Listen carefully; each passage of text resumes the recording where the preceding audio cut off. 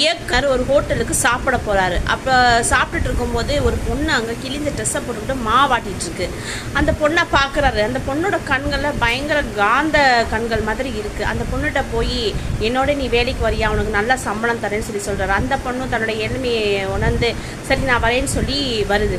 அந்த இயக்குனர் சென்னைக்கு கூட்டிகிட்டு போய் ஒரு டச் அப் கேர்ளாக ஃபஸ்ட்டு சினிமாவில் இன்ட்ரடியூஸ் பண்ண வைக்கிறாரு. அபர்ணாங்கிற நடிகைக்கு அந்த பொண்ணு டச் அப் கேர்ளாக இருந்துக்கிட்டு சின்ன சின்ன கேரக்டர் ரோலில் படத்துலலாம் நடிச்சிக்கிட்டு இருக்கு.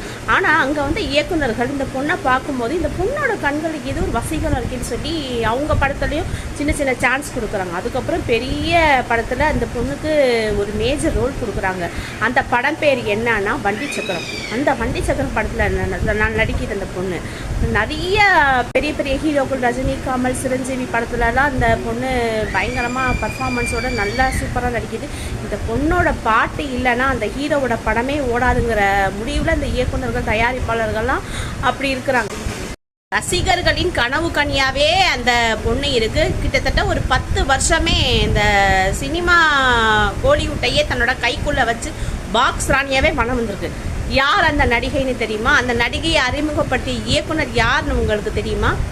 அந்த நடிகை வேற யாரும் இல்லை, நம்மளை அந்த காந்த கண்ணில் கட்டி போட்ட நடிகை யாருன்னா சில்க் சுமிதா. அவங்கள அறிமுகப்படுத்திய இயக்குனர் யாருன்னா வினு சக்கரவர்த்தி அவர்கள். இந்த சில்க் சுமிதாவுக்கு வந்து 13-14 வயசுலேயே கல்யாணம் ஆயிடுச்சு. அதை கல்யாணம் ஆகி அந்த புருஷன் மாமியார் கொடுமையெல்லாம் தாங்க முடியலை.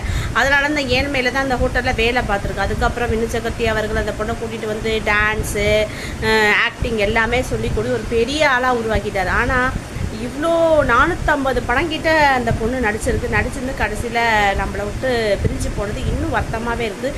இன்னும் அந்த பெண்ணோட நினைவாக நிறைய ரசிகர்கள் இன்னுமே இருக்காங்கன்னு சொல்லலாம். உங்களுக்கு சில்க் சுமிதா நடித்த படம், பாட்டு எது ரொம்ப பிடிக்குங்கிறத மறக்காமல் கமெண்ட்ஸில் சொல்லுங்கள். இதே மாதிரி நிறைய சுவாரஸ்யமான இன்ட்ரெஸ்டான வீடியோலாம் நம்ம சேனலில் வரும். அது மறக்காமல் நம்ம சேனலை ஃபாலோ அண்ட் சப்ஸ்கிரைப் பண்ணுங்கள். பாய்.